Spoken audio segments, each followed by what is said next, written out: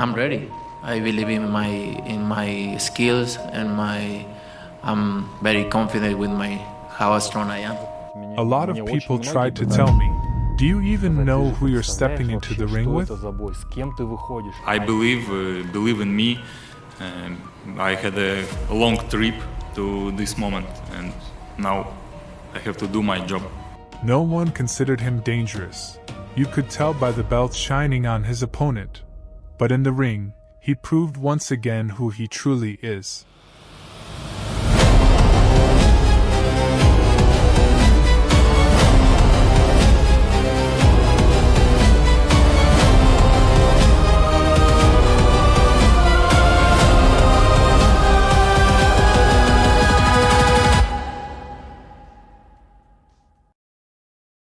Las Vegas, T-Mobile Arena, May 7, 2022.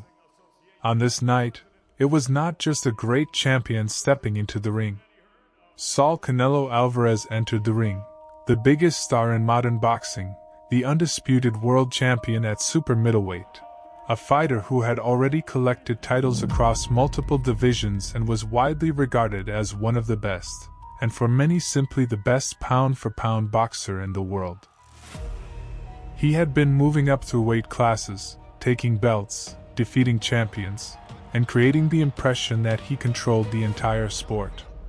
Before the fight with Dmitry Bivol, Canelo had a record of 57 wins, 1 loss, and 2 draws, and in November 2021 he became the undisputed champion at 168 pounds after defeating Caleb Plant. With that status, he took on a new challenge, moving up to light heavyweight to try to capture another major title. Across from him stood Dmitry Bivol, the WBA light heavyweight champion. Without the same level of media noise, without the same scale of fame, but with something that in boxing is often more dangerous than popularity: discipline, a cold and controlled style, extremely clean technique, and a strong sense of distance. At the time of the fight, Bivol held a record of 19-0 with 11 knockouts. He had already been a world champion for several years, yet outside the close boxing community he remained underestimated by many. That is why the poster looked like a global superstar facing another champion. But within boxing, many understood this was not just another defense or a glamorous night. It was a very difficult fight for Canelo. At stake was the WBA light heavyweight title held by Bivol. For Canelo, this fight was a chance to become a world champion at 175 pounds for the second time in his career. He had previously moved up to that weight in 2019 and knocked out Sergey Kovalev to win the WBO title, which he later vacated. So for Alvarez, this was not a random gamble but another attempt to prove that his level allowed him to secure major victories even in heavier divisions. For Bivol, it was a chance to defend his belt against the biggest name in boxing and finally step out of the shadows. And if you look at this fight not through posters but through boxing itself, the intrigue was much deeper. Canelo was no longer just a puncher. He had become a master of timing, counterpunching, disrupting an opponent's rhythm, body movement, and short explosive combinations. His style relied not only on power but on the ability to read mistakes. Canelo made opponents miss and then punished every error. His defensive work with the torso, head movement, slips, and body shots was especially dangerous, breaking the tempo even of very durable opponents. Before the fight with Bivol, he looked like a fighter capable of adapting to almost anyone. But Bivol was a different kind of challenge. His main weapon was not a single magical punch but the entire structure of his boxing: the jab, distance control, footwork, straight punches, control of space, and the ability to throw combinations without losing balance. ESPN specifically highlighted his outstanding jab, sense of distance, and 5- and 6-punch combinations that not only disrupted Canelo's rhythm but actually punished him during moments of engagement. Bivol did not rush, did not throw unnecessary punches, and did not engage in pointless exchanges. He built the fight in a way that reduced the sharpness of Canelo's strengths even before the moment of attack. That is why the road to this fight looked so fascinating. Canelo entered it as the undisputed champion at super middleweight and effectively the center of the boxing world. In early 2022, ESPN reported that he had finalized an agreement to fight Bivol on May 7th and was then expected to face Gennady Golovkin in their third fight.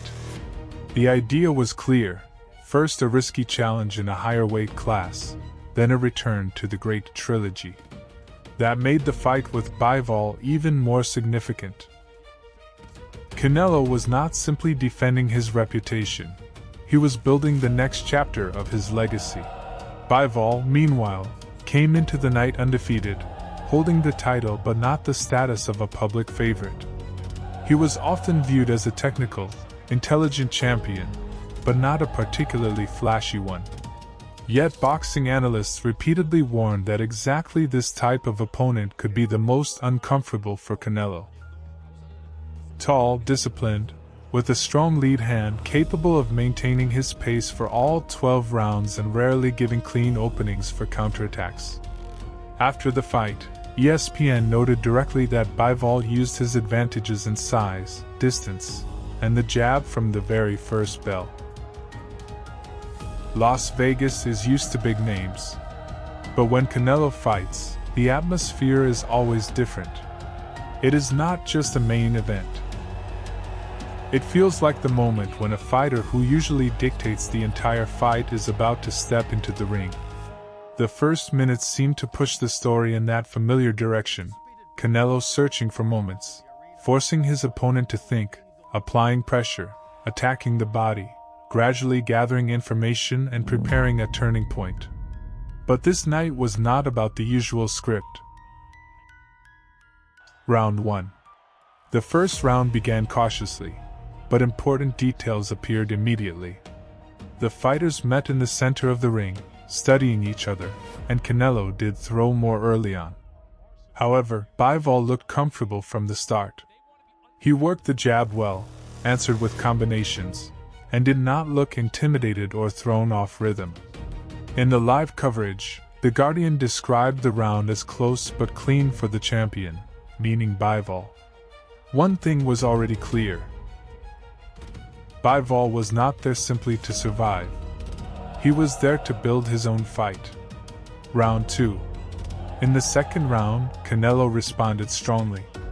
He began landing around Bivol's tight guard more often, caught the chin with a hook, landed a clean uppercut, and looked more convincing in the power exchanges. Bivol increased his combination work, but not everything landed clean. Many reports gave this round to Canelo, and it felt like the moment when the Mexican star was beginning to find the distance.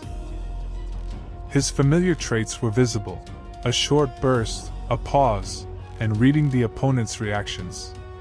Round 3. The third round became very important because it showed that Bivol was not just observing and collecting information. He started imposing his own structure. He landed well to the body with the right hand and then brought the attacks upstairs, working behind combinations of jabs and straight punches. The Guardian noted that Bivol's hand speed began to trouble Canelo, although Canelo also worked the body effectively. The fight had not fully turned yet, but the message was clear. The 175-pound champion was not only absorbing Canelo's punches, he was answering with volume and precision. Round 4. In the fourth round, Bivol continued finding success with the jab from distance.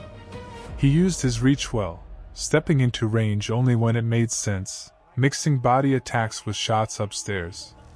The Guardian noted that Canelo's face was already beginning to redden from the steady work to the head. Alvarez did apply pressure and landed a good right uppercut late in the round, but the overall picture was becoming clearer. Bivol was dictating the geometry of the fight. He was not allowing Canelo to execute his usual rhythm at a comfortable distance. There is also an important historical detail here. ESPN later reported that all three judges gave Canelo the first 4 rounds, which is one reason why the official score of 115 to 113 looked much closer than the actual flow of the fight. Officially, Canelo had started well on the scorecards, even though many live reports and analysts were already seeing Bivol's edge earlier. Round 5.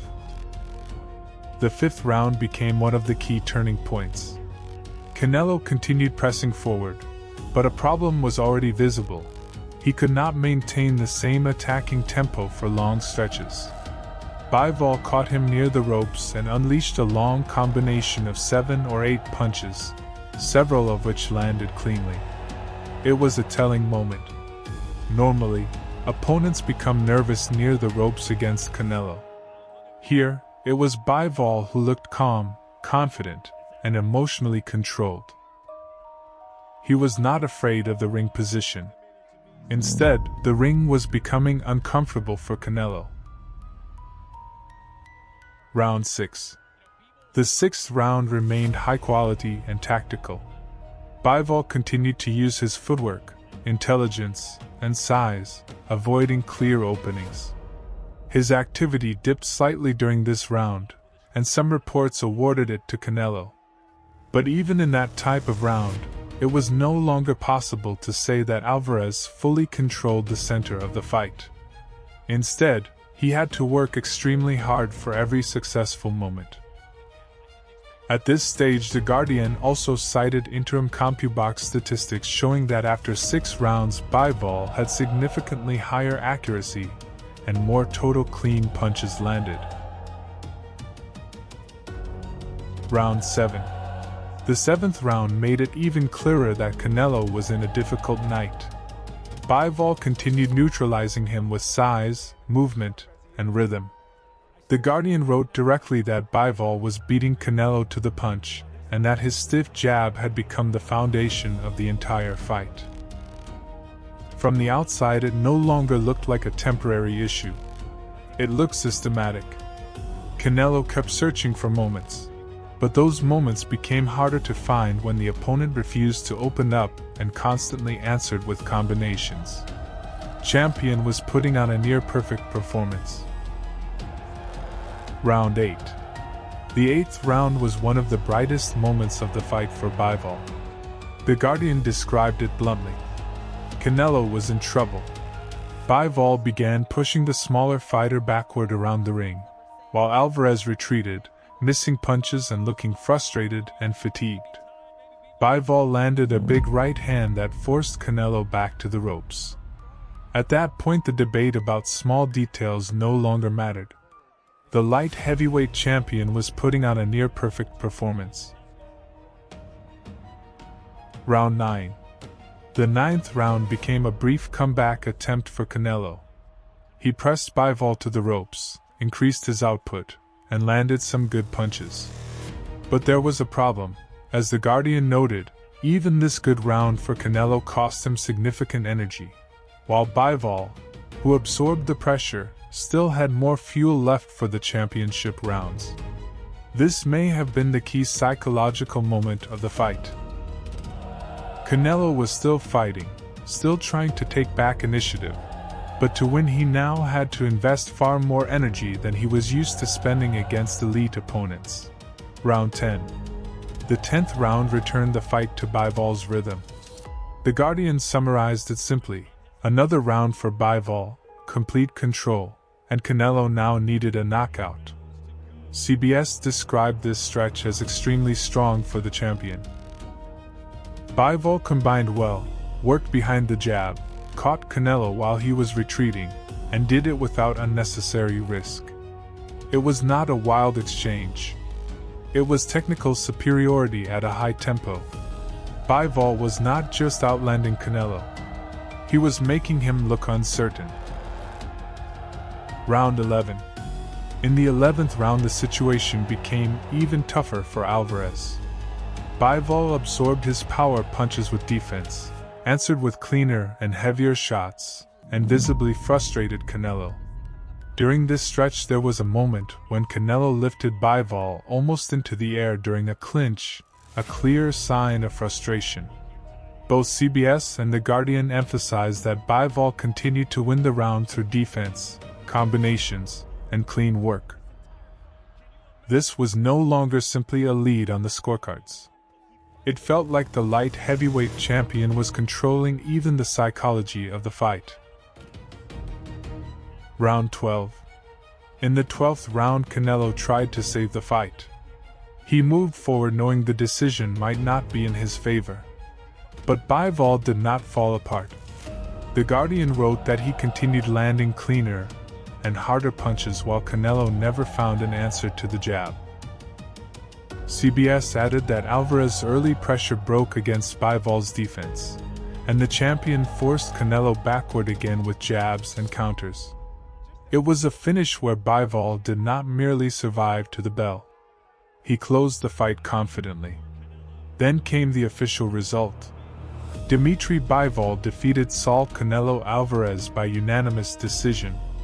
Official scorecards: 115 to 113, 115 to 113, 115 to 113. Bivol retained the WBA light heavyweight title. For Canelo, it was only the second loss of his professional career and the first since his fight with Floyd Mayweather in 2013. ESPN specifically noted that the scorecards appeared much closer than the actual fight. I have a message for people who bet on me today, who won. This fighter treated Bivol badly.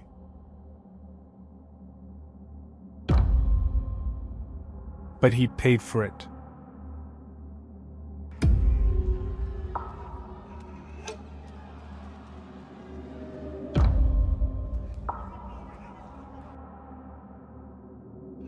One man fights with silence, cold precision born from patience.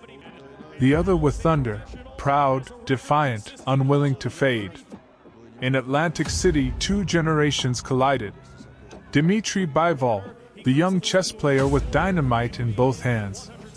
Jean Pascal, the veteran lion, roaring against time itself. The result wasn't chaos, it was anatomy. The dissection of a warrior. Round 1. The distance between fire and ice. Bivol steps out calm, chin tucked, gloves tight, a surgeon about to operate. His jab flickers instantly, pop, pop, pop, each one perfectly placed. He's measuring not just range, but reaction. Pascal crouches low, shoulders rolling, eyes alive. He studies the rhythm, then explodes without warning, a leaping overhand right. It whistles past Bivol's temple and crashes into his guard. The crowd gasps. Pascal grins. Bivol doesn't blink. He pivots away, recenters, and fires a three-punch combination: jab, cross, left hook. The thuds echo in the hall. Pascal nods, smirking, but he's already behind in timing. For the next minute, Bivol establishes dominance with motion: step left, jab to chest, step right, jab to head. He looks effortless. Pascal looks impatient. In the final 30 seconds, Pascal lunges again, winging hooks like grenades. Bivol slides back half a step and punishes him with a laser right counter straight through the middle. Bell. The champion returns to his corner unmarked, the veteran already breathing hard. Round 1. Clinical control. Round 2. Blueprints and battles. Bivol begins behind his jab again, each shot stiff enough to snap Pascal's head. But Pascal answers with aggression, rushing in, trying to make the fight dirty. He hammers at Bivol's arms and body in close, forcing the Russian onto the ropes for the first time. The crowd rises. Pascal swings a looping left that grazes Bivol's jaw. He senses the moment and unloads another barrage. Bivol absorbs, ties up, turns him, and calmly steps back to center ring. Now the rhythm changes. Bivol's jab becomes a metronome, pop, pop, pop, followed by a straight right hand that lands flush on Pascal's cheek. Pascal's head jerks. His grin fades for the first time. The final minute turns into an education. Bivol doubles the jab, feints low, lands upstairs. Pascal can't read the pattern. Every feint opens a new lane. By the bell, the younger man is dictating geometry. Pascal returns to his stool, shaking his head, realizing he's playing on foreign ground. Round 3. The old lion strikes back. Pascal's corner yells, "Make him fight, Gene! Don't let him think!" He storms forward behind a crouch, snapping a jab and a wide right to the ribs. Bivol slides away, but Pascal cuts the ring, cornering him. Mid-round, Pascal lands a heavy left hook to the body, followed by a chopping right upstairs. Bivol feels it, the first meaningful contact of the night. Pascal grins, flexing his shoulders, crowd roaring. But Bivol's response is pure composure. He resets in 3 seconds, pivots off the ropes, and snaps a jab cross that stops Pascal in his tracks. Then another. Then another. Pascal swings wide, missing by inches. Bivol punishes him with a short uppercut and a left hook as he exits. The younger man's precision is merciless. Last minute, Pascal tries one last ambush, lunging with both hands. Bivol steps back, lets him pass, tags him with a counter right down the middle. Pascal stumbles forward, caught off balance, saved by the bell. Round 3, fire met ice, and ice won. Round 4, momentum and madness. Pascal knows he can't win by patience. He dives in with reckless energy, throwing wild overhands, trying to turn boxing into a brawl. The crowd loves it, it's chaos. A right hook sneaks through, snapping Bivol's head slightly. For the first time, the champion's face hardens.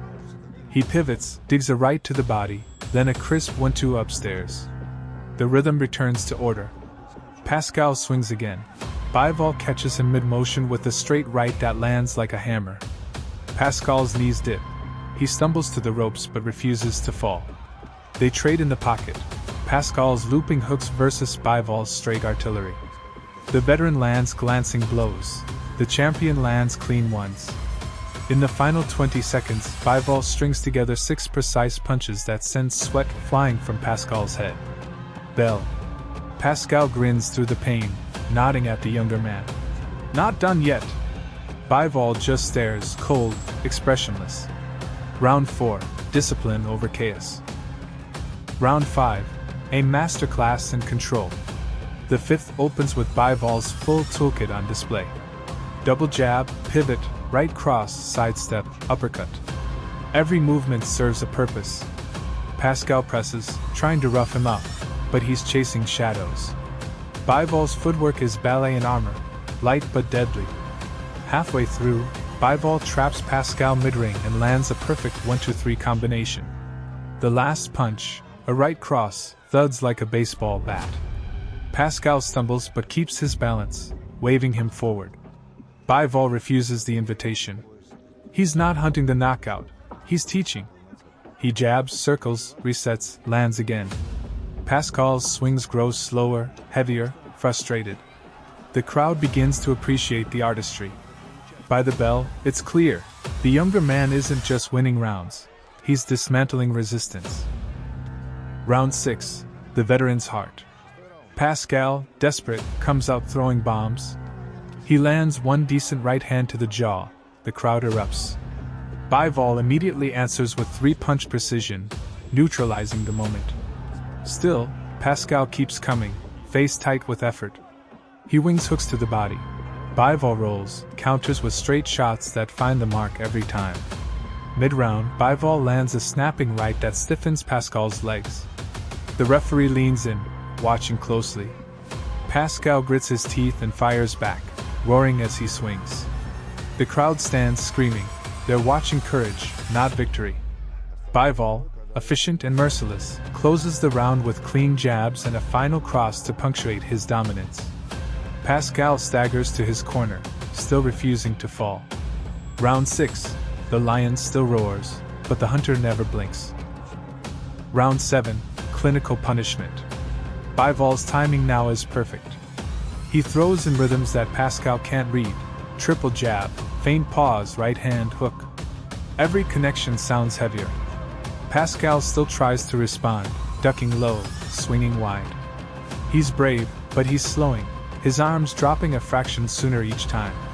Midway through, Bivol unleashes a six-punch combination, every shot crisp, straight, clean. Pascal wobbles. The referee hovers. But Pascal's pride won't allow surrender. He answers with a huge right hand that sails past, missing by inches, and Bivol counters instantly with a straight right that freezes him again. The bell saves Pascal. His corner pours water on his head. He doesn't sit, he just stares, breathing fire, living on instinct. Bivol hasn't just outboxed him, he's outlasted his rhythm. Round 8, the War of Pride. Pascal rises from his stool with a growl. He knows he's behind. The scoreboard may be slipping away, but pride is still on the table, and pride is what drives him now. He rushes out, charging into Bivol's territory, head low, gloves high. The first 30 seconds are chaos. Wild hooks from Pascal, textbook defense from Bivol. The young champion blocks, pivots, counters. Jab, jab, right hand clean. Pascal eats them and keeps coming. The crowd begins to chant. Pascal! Pascal! Their voices echoing through Atlantic City. Every time the veteran throws, they roar. Every time Bivol lands, they gasp. This is no longer about tactics. It's about who will impose his soul on the other. Mid-round, Pascal traps Bivol in a corner and launches a flurry. 6 punches, maybe 7. Most on arms, one grazing the chin. Bivol's eyes narrow. He steps sideways and unleashes a precise 4-punch counter. Jab, right cross, left hook, right hand. Each one lands flush. Pascal freezes for half a heartbeat, then fires back out of instinct, grunting with every shot. They separate. Both men breathing hard now. Bivol's corner shouts in Russian, calm and measured. Pascal's team yells in French and English, frantic, desperate. Final 30 seconds. Both throw everything they have. Bivol's technique stays perfect, but Pascal's will is overwhelming. Ding! No knockdowns. No quit. Just 2 men standing in the fire. Round 9, body and steel. Bivol begins this round with surgical precision. He's calculated every movement, every inch of space. His jab has found a rhythm again, snapping Pascal's head back, dictating the distance. But the veteran refuses to fade quietly. Pascal rolls under a right hand, digging 2 hooks into the ribs. Bivol winces slightly. It's the first visible sign of discomfort. Pascal notices and goes right back to the body, pounding like a blacksmith on iron. Bivol answers with a sharp uppercut that forces him backward. For the next minute, they trade control, one working the body, the other the head. The crowd rises with each shift of momentum. Mid-round, Pascal lands his best punch of the fight, an overhand right that clips the temple. Bivol stumbles a step, quickly recovers, fires a blistering combination of 5 punches that push Pascal back into the ropes. The noise in the arena turns from cheers to awe. It's skill meeting heart in pure equilibrium. The bell rings. Both men stare across the ring. No smiles, just silent respect. They've crossed from competition into something sacred. Round 10. Time slows down. The 10th begins slower. Heavy breaths, heavy legs. But the silence before the storm only amplifies what comes next. Pascal stalks forward, shoulders rolling, trying to explode like old times. Bivol, composed, steps around him, stabbing with the jab. Each punch lands with that echo, sharp, clean, unforgiving. Pascal finally lunges with a looping right. It lands flush on Bivol's cheek.